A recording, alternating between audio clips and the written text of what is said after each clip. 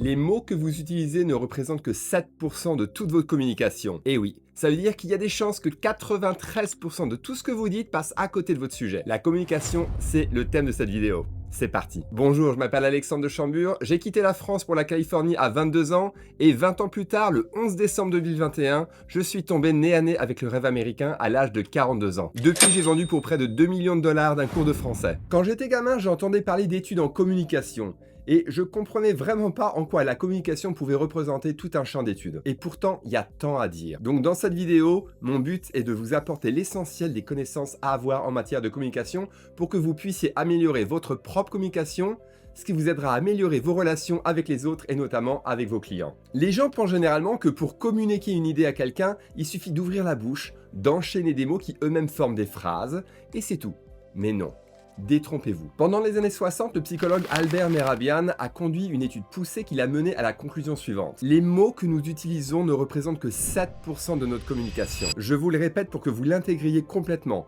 Les mots que vous utilisez ne représentent que 7% de toute votre communication. Alors, qu'est-ce qui constitue 93% de notre communication, me demanderez-vous? Eh bien, le ton de votre voix représente 38% de tout ce que vous communiquez et notre langage corporel représente 55% de notre communication. Je vais commencer par vous parler du langage corporel pour que vous compreniez bien ce qui entre en jeu lorsque vous parlez à quelqu'un. Tout d'abord, il faut savoir que votre interlocuteur vous jugera de manière inconsciente rien qu'en vous regardant. L'une des premières choses qu'il regardera, c'est votre visage. On verra vite si vous avez l'air fatigué, on verra vite si vous avez l'air triste et que vous pensez à autre chose. Ce sont des choses qui se sentent, qu'on peut lire dans les yeux de quelqu'un, dans son regard. Croyez-le ou non, quand vous parlez à quelqu'un, il y a un transfert d'énergie. La première fois que j'ai entendu parler de ça, j'étais légèrement sceptique. Mais en fait, ça se confirme, c'est vrai. Et tous les plus grands psychologues, hommes d'affaires, professionnels du marketing et de la vente vous le diront. Quand vous échangez avec quelqu'un, il y a littéralement un transfert d'énergie. Que ce soit une conversation avec une personne ou vous sur scène avec tout un public. Les gens vont commencer par regarder la manière dont vous êtes habillé et puis votre visage. Donc déjà, on va commencer par suivre la devise américaine qui dit « Dress for success ». Quand vous allez parler à un client ou à un groupe potentiel de clients,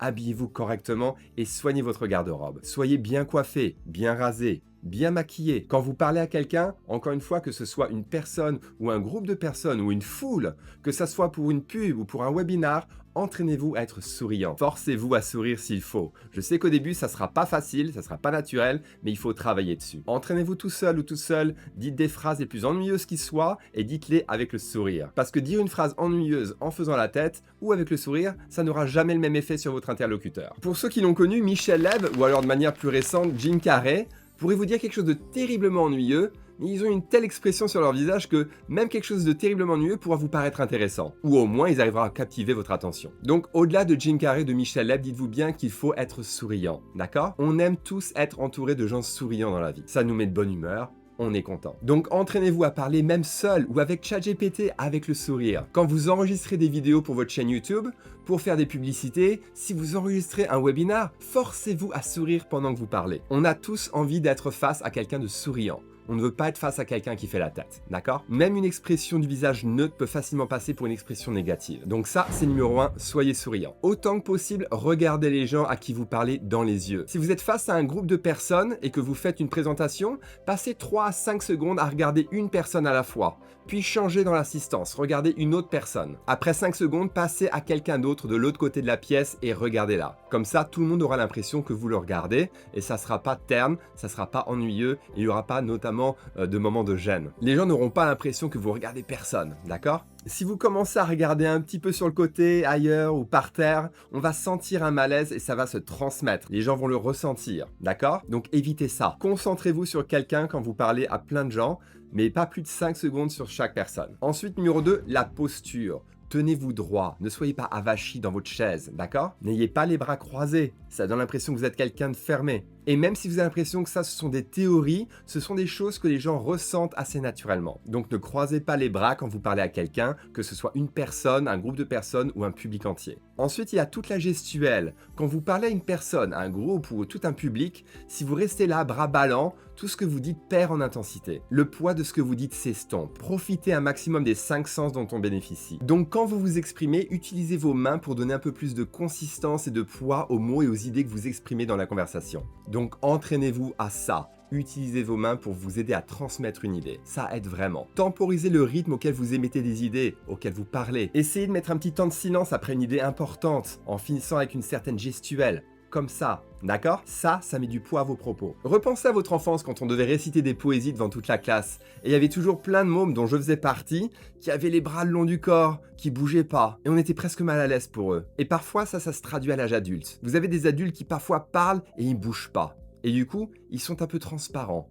Ils n'ont pas de présence. Les mots qu'ils utilisent n'ont pas autant de poids à cause de ça. Et le langage corporel contribue à vous donner du charisme quand vous vous exprimez. Donc développez ça dans votre manière de vous exprimer. Développez un sourire quand vous parlez à quelqu'un. Développez votre gestuelle. Utilisez vos mains pour exprimer différemment ce que vous dites avec les mots. Parlons un peu de votre tonalité. Votre voix est comme un instrument de musique. Si je vous joue la même note encore et encore non-stop pendant 10 minutes, il y a de bonnes chances que je vous endorme. Imaginez quelqu'un qui joue la même note à la guitare. Ça deviendrait très vite ennuyeux, voire énervant. Et si vous faites ça avec votre voix, votre public ne fera pas du tout attention à ce que vous dites. Et les idées que vous essayez de transmettre, même si elles sont intéressantes, passeront complètement au-dessus de la tête de votre interlocuteur ou de votre public. Prenons un petit exemple tout simple. Vous voyez un ami et vous lui dites « ça va ?»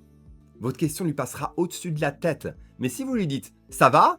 avec le sourire et une intonation qui donne l'impression que votre question est sincère et que vous êtes heureux de le voir, ça fait toute une différence. Pour être plus efficace dans votre manière de communiquer, je commencerai par vous dire d'éviter de parler trop vite. Ralentissez votre cadence pour permettre aux gens de bien comprendre ce que vous dites. Ensuite, essayez d'accentuer les mots importants dans la phrase. Par exemple, pour vendre mon cours d'anglais, je vous dirais si vous voulez parler couramment anglais, ne pas vous sentir bloqué à chaque fois que vous parlez. Et à la fin d'une idée importante, n'hésitez pas à laisser un blanc dans vos discours. Donnez le temps aux gens d'intégrer ce que vous venez de dire. Par exemple, pour quelqu'un qui hésite à s'inscrire à mon cours d'anglais, je demanderais « Qu'est-ce que ça vous coûterait de ne rien faire, de ne pas prendre de cours ?» À votre avis, où en serez-vous dans 1 an, dans 5 ans? Laissez un dialogue intérieur s'installer en eux, qui réfléchissent. N'hésitez pas à répéter les idées fortes que vous dites. Par exemple, j'ai passé ma vie à enseigner le français et l'anglais en utilisant toutes les méthodes à ma disposition et je peux vous assurer qu'aucune d'entre elles ne vous apportera plus de 20% de ce dont vous avez besoin pour parler anglais. Je vous le répète,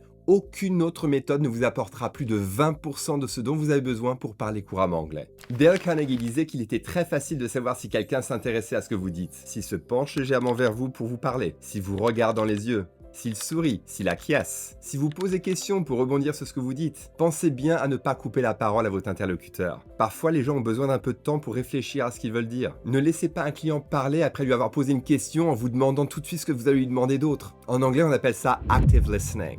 L'écoute active. Soyez concentré sur ce qu'on vous dit pour pouvoir approfondir la conversation avec d'autres questions. Sinon, vous risquez de passer à côté de l'essentiel. Par exemple, si je demande à quelqu'un « Pourquoi est-ce que vous apprenez l'anglais ?» et qu'il me dit « Pour trouver du boulot » et que j'enchaîne en parlant de mon cours, je risque de passer à côté de la raison principale pour laquelle il veut vraiment apprendre l'anglais. La question du pourquoi est la question la plus importante en vente. Donc si mon interlocuteur me dit « J'ai perdu mon boulot et j'ai peur que ma femme me quitte », là, vous savez vraiment pourquoi il veut apprendre l'anglais. Et la conversation devrait tourner autour de ça. Je lui demanderai « Et qu'est-ce qui se passerait si vous ne parlez pas anglais ?» Ce à quoi mon interlocuteur dirait sûrement « Bah j'aurai pas de boulot, il y a des chances que ma femme me quitte. » Voilà, j'espère que cette vidéo vous aura éclairé sur l'importance de la bonne communication. Si vous avez des questions, n'hésitez pas à me les poser ci-dessous. N'oubliez pas de liker cette vidéo pour en avoir plus. Partagez-la avec vos amis, ne soyez pas égoïstes. Inscrivez-vous à cette chaîne pour en avoir plus et à bientôt pour une autre vidéo. Salut!